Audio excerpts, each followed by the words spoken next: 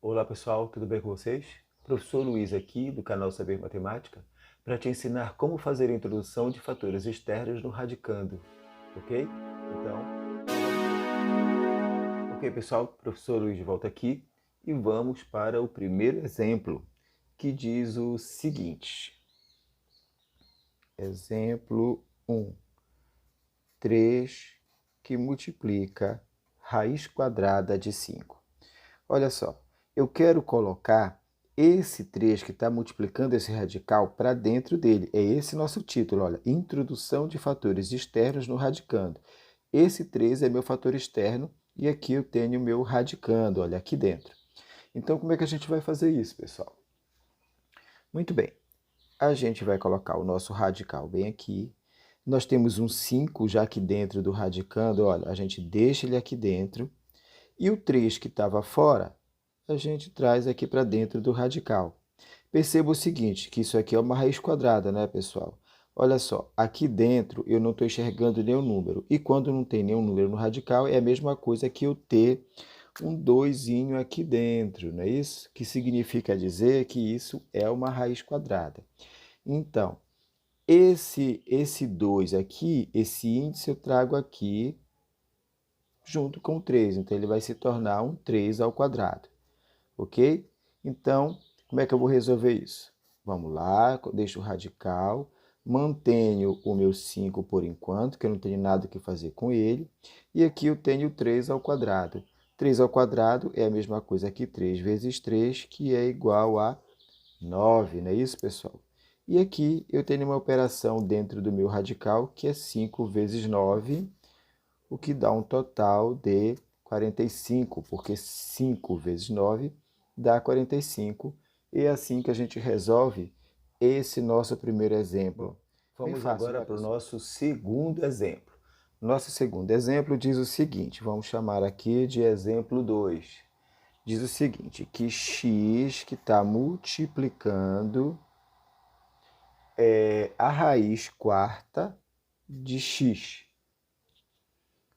À primeira vista, isso parece meio complicado, né, pessoal? Mas não é não, é bem facilzinho. Olha só, eu vou manter o meu radical, que é uma raiz quarta, vou manter o meu x, que já estava aqui dentro, e esse x vai multiplicar o x que está lá fora, que eu vou trazer aqui para dentro.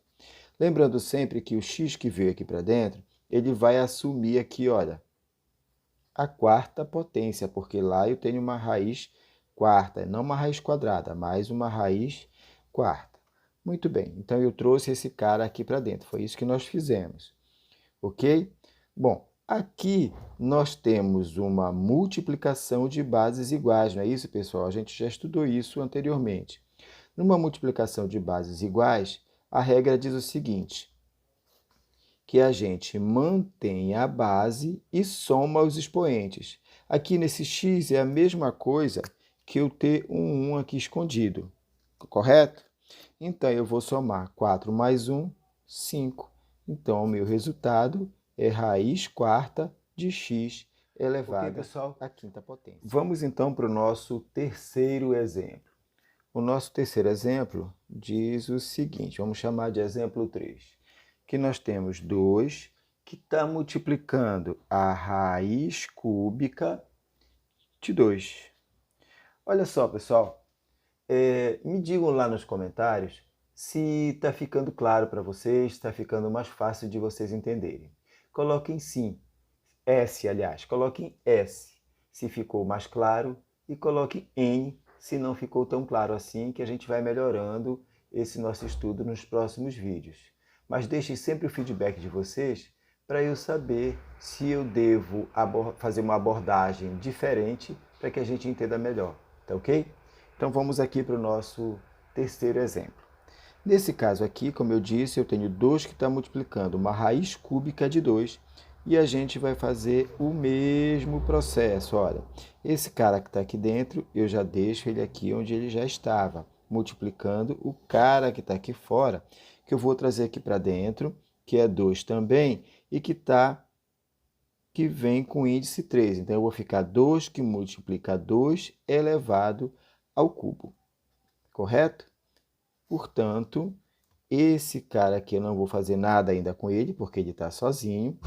Mas aqui eu tenho 2 ao cubo. Quanto é que é 2 ao cubo?